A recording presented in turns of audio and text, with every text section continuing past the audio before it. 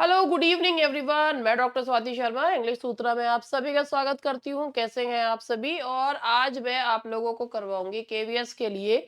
और सबसे अच्छी बात तो ये है कि ये एक कॉमन जो टॉपिक है दैट इज राइटिंग स्किल्स में फॉर्मल एंड इनफॉर्मल लेटर। एक छोटा सा जो है अभी मैं फॉर्मल लेटर वाला पार्ट बताऊंगी।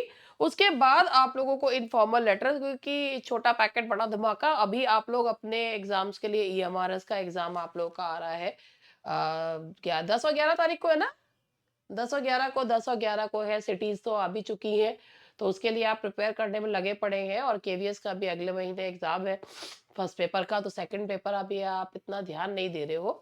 मगर मेरा मानना ये है कि थोड़ा बहुत तो तैयारी साथ के साथ करते चलती चलनी चाहिए, क्योंकि जब प्यास लगती है ना, कुआं तब नहीं खोदा जाता, कुआं पहले खोदा जाता है, उसके बाद पानी पिया जाता है, समझे? तो आज है राइटिंग स्किल्स डे 8 है। बीच में मेरी तबीयत खराब रहने की वजह से मैं आप लोगों के साथ कंटिन्यू नहीं रह पाई। चलो, कोई बात नहीं, जब जागो तब सवेरा। राइटिंग स्किल्स, और ये रहे हमारे राइटिंग स्किल्स। पहला राइटिंग स्किल है हमारा फॉर्मेट ऑफ फॉर्मल लेटर। अच्छा, अब ये बताओ, आप लोग लेटर जो है लिखते हो? आजकल के टाइम में तो कोई इतना लेटर लिखता नहीं है, लेकिन भाई जो ऑफिस में होते हैं ना फॉर्मल लेटर्स, उसमें जरूर लिखे जाते हैं। तो भाई ऑफिस में फॉर्मल लेटर लिखने का, क्योंकि वो एक, जिसे कहना चाहिए, प्रोटोकॉल होता है कि लेटर्स लिखे जाते हैं। तो लेटर राइटिंग क्या है? That's a fundamental skill in academic and professional communication. Formal and informal letters serve distinct purpose and require different structural approaches. Obviously, जो भाषा हम इनफॉर्मल वे में यूज करते हैं वो हम फॉर्मल लेटर में नहीं यूज कर सकते। फॉर एग्जाम्पल, अगर हमें फॉर्मल लेटर होता है या एप्लीकेशन होती है, जैसे हमें वो कभी एक सिंपल सा होता है कि जब ये टीचिंग वाले एग्जाम्स होते हैं ना, तो इनमें क्या करते हैं कि इनमें जो क्वेश्चंस होते हैं ना, वो ये एप्लीकेशन से संबंधित भी पूछ लेते हैं। तो आप ना एक इसमें informal way of writing use नहीं करते हैं। जैसे इसमें ना एक बहुत अच्छी चीज पूछी जाती है, योर्स फेथफुली कहाँ यूज करते हैं और योर्स सिंसेरली कहाँ यूज करते हैं। तो यहाँ पे भी इसमें एक अंतर होता है कि भाई फेथफुली आप कहीं पर भी यूज नहीं कर सकते। आपको पता है फेथफुली कहाँ यूज करते हैं? मुझे पता है, आपको पता है। ऐसा नहीं है कि मैं आपकी नॉलेज पर कोई क्वेश्चन मार्क लगा रही हूँ, but I just want to check कि yours faithfully, yours obediently, yours sincerely कहाँ यूज किए जाते हैं। और योर्स में अपोस्ट्रोफी एस नहीं आता है या आता है, बताइए? तो एक इसमें एक प्योर कॉन्सेप्ट होता है, और उस कॉन्सेप्ट को हमें आज सीखना है।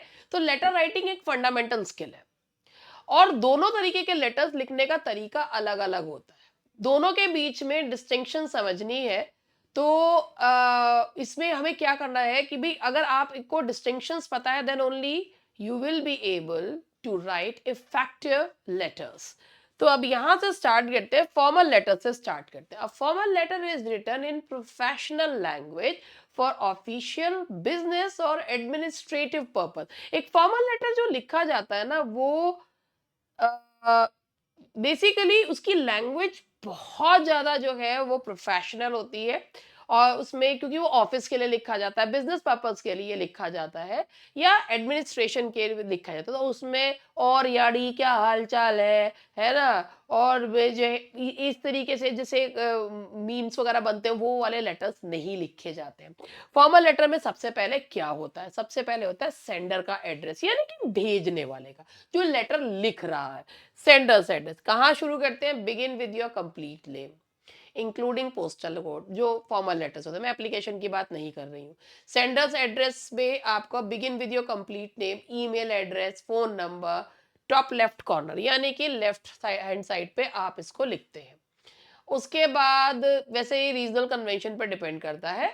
और उसके बाद डेट। अब डेट क्या होता है ना, कई बार राइट हैंड साइड पे डाल देते हैं, मगर डेट क्या होता है, डेट को भी लिखने का तरीका होता है। Place the date directly beneath your address के ठीक नीचे। डेट कैसे लिखी जाती है?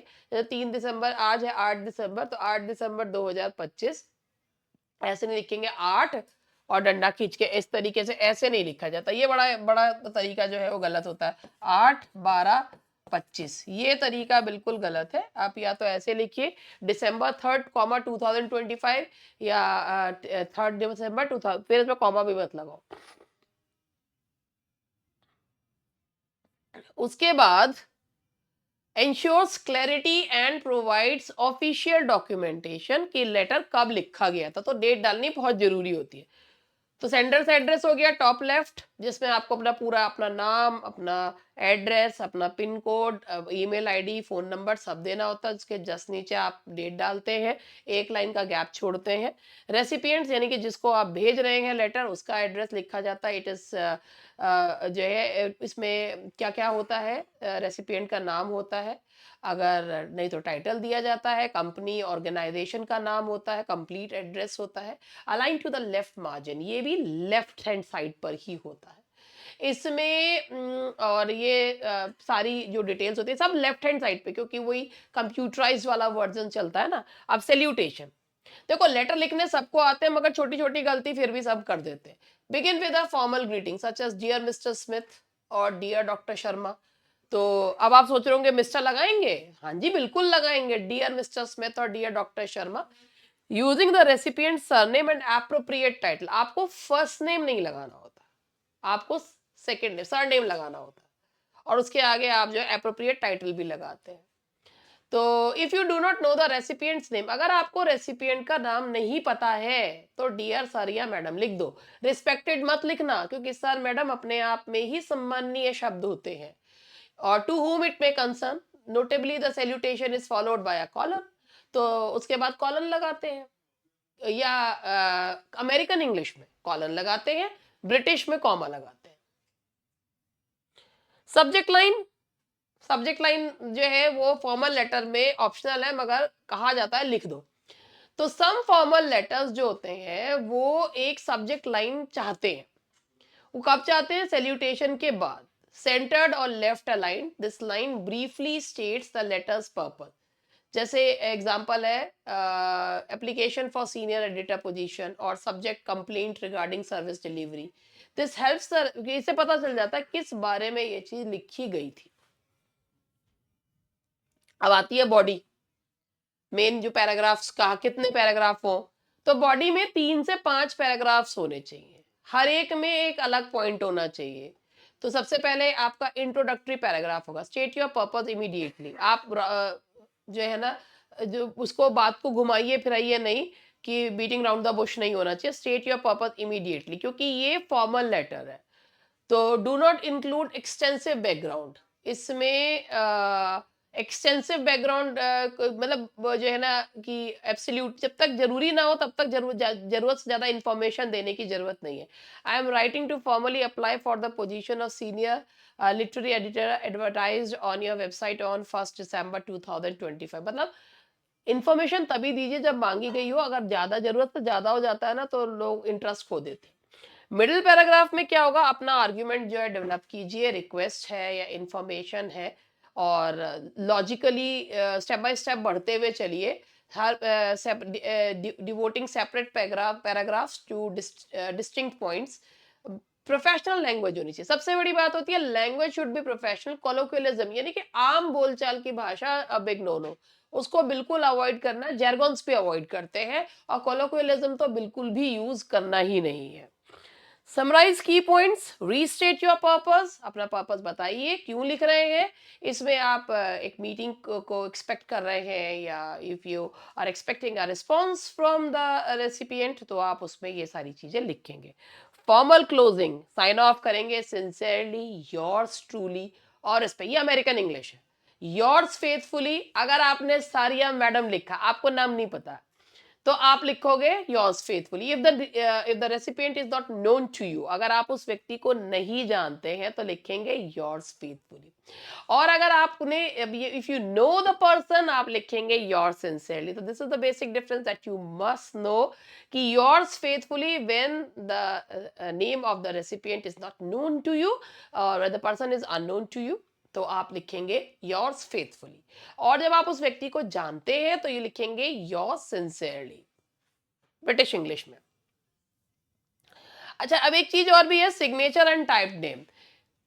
एक लाइन का गैप छोड़ते हैं हैंड रिटन सिग्नेचर के लिए, और फिर उसके बाद नीचे अपना फुल नेम लिखते हैं। इंक्लूड योर प्रोफेशनल टाइटल और डेजिग्नेशन, वो भी जो है लिखा जाता है। एनक्लोजर का मतलब होता है अगर आप साथ में कोई डॉक्यूमेंट्स अटैच कर रहे हो, तो एनक्लोजर से अटैचमेंट्स जो है आप लिख सकते हैं।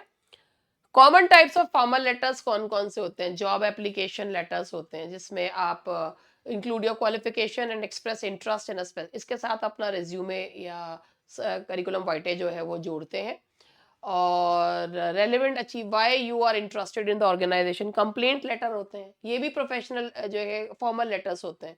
जब आप किसी ऑर्गेनाइजेशन को, या जब आपने किसी से जो है कोई सर्विस आपको अच्छी नहीं लगी तो उसके लिए आप कंप्लेंट लेटर लिखते हो, तो उसके बाद सॉल्यूशन मांगते हो, तो वो आपकी टोन जो होनी चाहिए, फ्रस्ट्रेशन आपको है, मगर आपको अपनी भाषा फिर भी बहुत मर्यादित रखनी होती है। Business inquiry letter request information about product service और business opportunities. Letter of recommendation ये तब लिखा जाता है कि जब आप किसी इंडिविजुअल की क्वालिफिकेशन या कैरेक्टर के लिए कोई जो एक लेटर देते हैं कि yes we know this person, and जो आप उस व्यक्ति के बारे में जानते हैं। तो फॉर्मल लेटर के फॉर्मेट, अभी मैं आपको फॉर्मल लेटर का एक फॉर्मेट और बता देती हूँ, तो उससे आपको एक फॉर्मेट लेटर के बारे में पता चल जाएगा, उससे ज़्यादा अच्छा सा रहता है।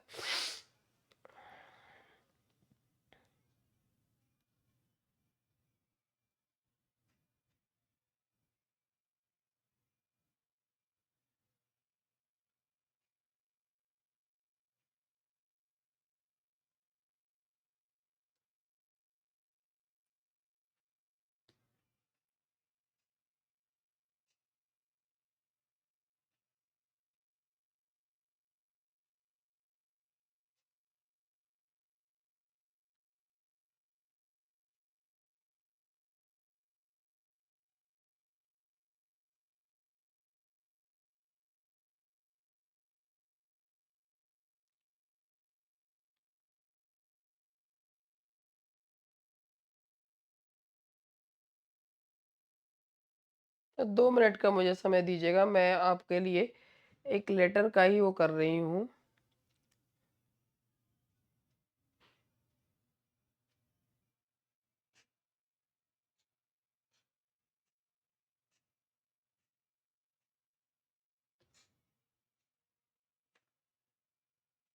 एक लेटर जो है जिससे मैं आपको पूरा उसके बारे में ये बता दूं कि कैसे लेटर को जो है, वैसे तो सबको पता ही होता है कि लेटर कैसे लिखा जाता है, मगर फिर भी कि लेटर के लिए एक कहाँ से कैसे किस तरीके से लिखना है, वो चीज़ें जो है अच्छी से।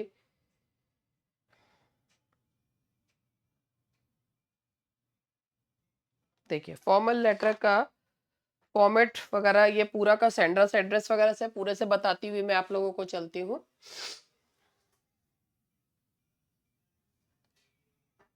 एक लेटर ही जो है, जैसे मैंने यहाँ पर ये हमारा आया पहले, ये सेंडर्स एड्रेस है, तो यहाँ पे हमने टॉप लेफ्ट पे लिखा, और यहाँ मैंने लिखा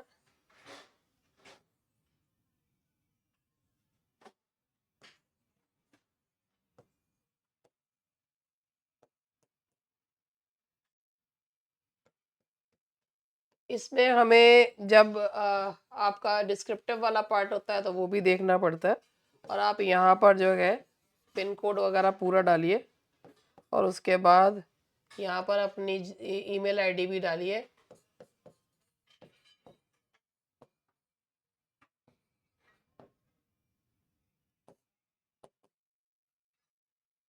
और उसके बाद यहाँ से हम डालेंगे डेट जो है जस्ट इसके ठीक नीचे, और पूरी लिखिएगा, ऐसा नहीं है कि उसको जो है बीच में छोड़ दीजिएगा, ठीक है।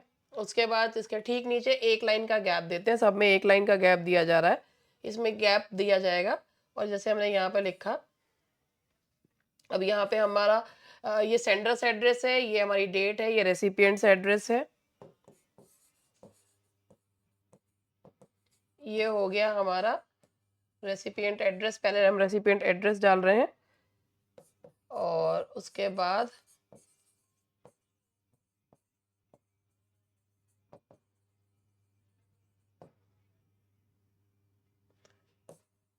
हेड ऑफ डिपार्टमेंट, और फिर उसके बाद नीचे यहाँ पर ये डिपार्टमेंट ऑफ इंग्लिश लिटरेचर आना था, ये मैंने लिखना भूल गई हूँ, पूरा लिखा जाएगा department of English literature.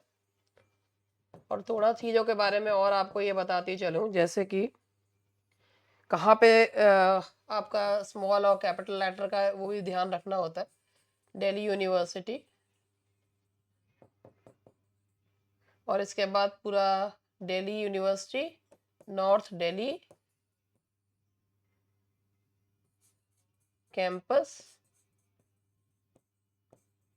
Delhi, और यहाँ आपका पिन कोड डलेगा 110007, ऐसे यहाँ तक आ गया। ठीक है जी, ये हो गया हमारा। अब ये देखो, ये जो है ये आपका है सेंडर्स एड्रेस,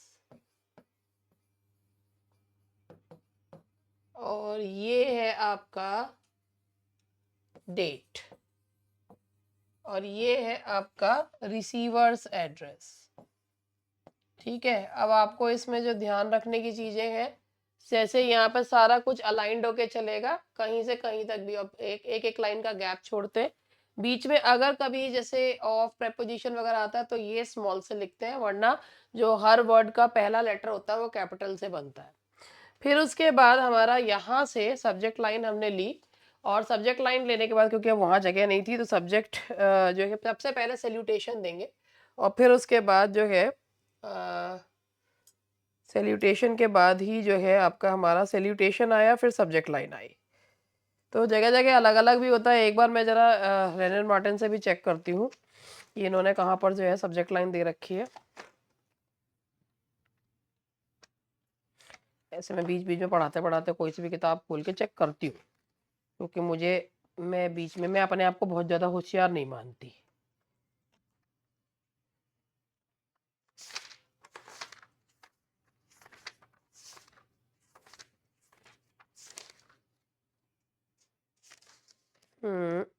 हाँ जी, लेटर मिल गया है।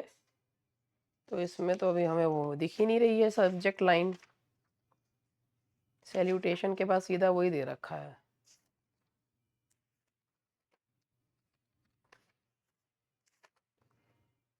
सैल्यूटेशन हेडिंग है, फिर सैल्यूटेशन है, और एक चीज इसमें डेट में जरूर याद रखिएगा कि जैसे 8 दिसंबर 2025 लिखा है तो बीच में कॉमा नहीं आएगा, लेकिन अगर आप दिसंबर 8 करोगे तो जरूर आएगा। और ये मेरा टीवी जो है वो बंद होने वाला है, मैं जरा इसको वो करूँ, कैंसिल कर देती हूँ पहले, जरा 1 मिनट। ठीक है जी, अब मैं आपको एक जो चीज होती है ना, ये इस छोटी छोटी चीजों में हम वो हो जाते हैं कि भाई सब्जेक्ट लाइन कहाँ आनी चाहिए। मैं जरा सब्जेक्ट लाइन वाला पार्ट ढूंढ रही हूँ, सैल्यूटेशन के बाद ही आनी चाहिए वैसे तो।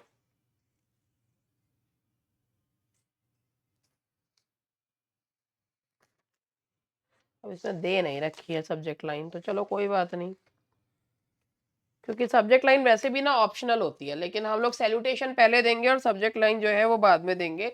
तो जैसे हमने यहाँ पे लिखा डियर, और उसके बाद हमने लगाया डॉक्टर, और फिर उसके बाद यहाँ पर लिखा हमने डियर डॉक्टर वर्मा। तो हमें यहाँ पर ये सबसे पहले बात, हमने उचित जो है उनके लिए टाइटल यूज करा है, और यहाँ उनका सरनेम लगाया जाएगा। उसके बाद हम इसका एक लाइन छोड़कर यहाँ आएंगे, हम सब्जेक्ट लिखेंगे। सब्जेक्ट में एसयू भी लिखकर मत छोड़ देना, कॉलन लगाएंगे। और जो है जब आप यहाँ पर लिखोगे एप्लीकेशन, तो एप्लीकेशन का ए कैपिटल होगा, कॉलोक्वियलिज्म को बिल्कुल अवॉइड करना है। एप्लीकेशन फॉर में एफ स्मॉल बनेगा, और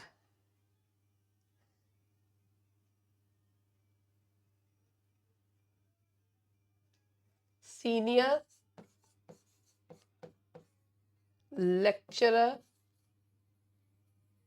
पोजीशन, और रेफरेंस वगैरह भी डाल देते हैं। और आप एक चीज यहाँ ध्यान रखिएगा, केवल जो प्रेपोजिशंस कंजंक्शंस होते हैं वो स्मॉल से बनते हैं, बाकी नहीं बनते। उसके बाद आपके बॉडी वाला जो है, बॉडी पैराग्राफ 1, 2 एंड 3। उसके बाद आएगा यहाँ पर, यहाँ हमने लिखा क्योंकि योर्स सिंसियरली, क्योंकि हमें सबसे पहले योर्स सिंसियरली लिखा है तो वाई कैपिटल होगा, लेकिन एस जो है वो आपका छोटा बनेगा। योर्स सिंसियरली, और कॉमा का ध्यान रखिए, कॉमा लगेगा। उसके बाद यहाँ पर आपका क्लोजिंग होगा, और यहाँ से आपका एनक्लोजर वगैरह आप जो लिखना चाहें वो बिल्कुल लिख सकते हैं। तो कुछ छोटी छोटी चीज़ें हैं जो मैंने आपको बताई हैं, ये ध्यान रखने की हैं। उसके बाद आप लोगों के एमसीक्यूज चलते हैं। तो सबसे पहले आपका एमसीक्यू है, a key feature that distinguishes formal letter from an informal letter is its adherence to. एक फॉर्मल लेटर इनफॉर्मल लेटर में क्या अंतर होता है भाई? देखो अंतर ये होता है, flexible conversational, fixed organisational pattern, personal tone या narrative flow with anecdotal details. तो सबसे पहली बात ये होती है कि एक फॉर्मल लेटर और एक इनफॉर्मल लेटर में होता है फिक्स्ड ऑर्गेनाइजेशनल पैटर्न होता है। ठीक है, फिक्स्ड ऑर्गेनाइजेशनल पैटर्न का मतलब होता है कि भाई वो उसको आप अपने हिसाब से जैसा आपका मन करे वैसा नहीं लिख सकते, उसका एक पैटर्न होता है। तो यही जो है चीज मुझे बतानी थी। अब मैं आपको आगे जो है और भी बताती हूँ।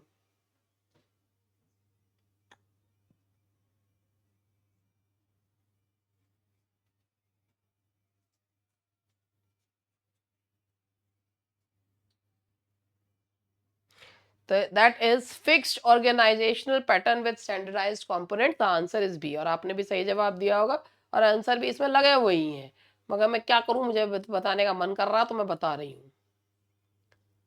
The sender's address in a formal letter is generally placed at the beginning to ensure। sender का एड्रेस जो होता है वो शुरुआत में ही लिख देते हैं। क्यों?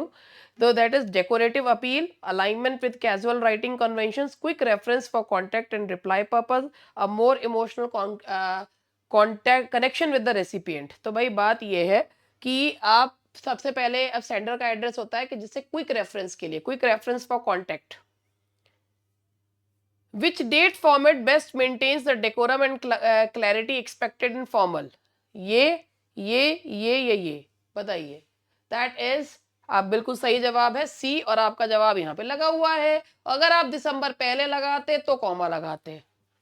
मेरा कहने का मतलब ये है, हाँ जी, कहाँ गए? The recipient's address must contain full identifying details primarily to demonstrate respect and obedience, ensure delivery and recognition of formal responsibility, maintain casual and friendly dialogue, avoid adding any official। देखो रेसिपिएंट का address जो होता है वो इसलिए आना चाहिए, क्यों? तो एंश्योर डिलीवरी एंड रिकॉग्निशन। मैं ये कहना चाह रही थी कि आंसर ना ठीक इनके नीचे मत दिया करो, चाहे नीचे दे दिया करो, क्योंकि वो फिर पूछने का मतलब ही नहीं रह जाता। Ensure delivery and recognition of formal responses, जो demonstrate respect, maintain casual and friendly, avoid adding any financial। अब इसका जो जवाब होना चाहिए वो होना चाहिए ensure delivery and recognition। तो चलो आगे बढ़ते हैं, और ये है आपके, मैं तो पाँच छह क्वेश्चन ही पूछूंगी। When the recipient's name is known, the conventional formal greeting includes। जब नाम पता होता है तो क्या करते हैं? Proper title plus formal surname to maintain professionalism. बिल्कुल, ये प्रॉपर टाइटल दीजिए, जैसे मैंने अभी लिखा था डियर डॉक्टर वर्मा। तो ये होगा आपका, the answer is C. The answer is C. if the writer does not know the name of the recipient, the professional choice of greeting is dear friend to whom it may। the answer should be b, to whom it may concern, या dear sir या madam होना चाहिए। In informal business correspondence following American, the salutation is punctuated। informal business। देखो formal business correspondence जब होता है American standard में, तो जो सैल्यूटेशन होता है इज पंचुएटेड विद कॉमा लगाते हैं ब्रिटिश में, और जो अमेरिकन इंग्लिश होती है उसमें लगाते हैं हम कॉलन। तो answer is B. The subject line in a formal letter must reveal personal background, be omitted, present the exact purpose concisely in one line। Subject line क्यों लिखी जाती है भैया? सैल्यूटेशन पहले दोगे, सब्जेक्ट लाइन बाद में दोगे। सब्जेक्ट लाइन का मतलब ही ये होता है कि आप बता रहे हो भाई क्यों लिख रहे हैं, जरूरत क्या है लिखने की। So the answer is C. An appropriately developed body of a formal letter generally contains one paragraph, 3 to 5 logically sequenced, या as many paragraphs, no paragraphs break। तो भैया 3 पैराग्राफ्स होते हैं, पहले में आप अपना पर्पस बताते हैं और दूसरे और तीसरे में अपना आर्ग्यूमेंट, और फिर तीसरे में क्लोजिंग देते हैं। तो answer is B. The introductory paragraph in formal communication must create storytelling, directly state the intention. पहले सबसे पहले आपको बिना फालतू बात करे हुए सबसे पहले you should state your intention. Why you are writing the letter? So that is B. Which option identifies what must strictly be avoided in the body of a formal letter? बताइए क्या जो है नहीं आना चाहिए, जैसे मैंने अभी बताया था सबसे पहले कैजुअल एक्सप्रेशंस और याड़ी क्या हाल चाल ये नहीं होना चाहिए. So the answer is B, contraction, slang and casual expressions. The closing paragraph in a formal letter aims to express emotions and personal stories, present follow-up expectations, shift tone to casual and humorous, repeat all arguments in detail again. Closing paragraph का मतलब होता है कि you are expecting a follow-up program, you are expecting a meeting, तो ये होगा आपका that is B, follow-up. If the letter begins with dear sir, ma'am, the correct British formal closing is. अगर डियर सारा मैडम से start होती है तो यहां बड़े स्टूडेंट कंफ्यूज हो जाते हैं. And the answer is yours faithfully. So the answer is B. Which closing best maintains professionalism in American business correspondence? American business correspondence में cheers and love, yours lovingly, respectfully, yours obedient servant. And the answer is C, respectfully.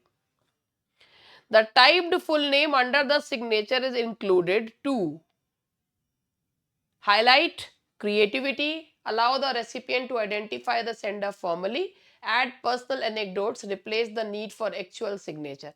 ये है B, to identify the sender formally, and that is B.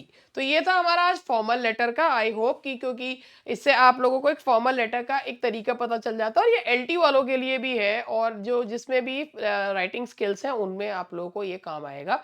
और मिलते हैं कल. Bye bye. ठीक है, bye bye. बाबा की best of luck for your exam.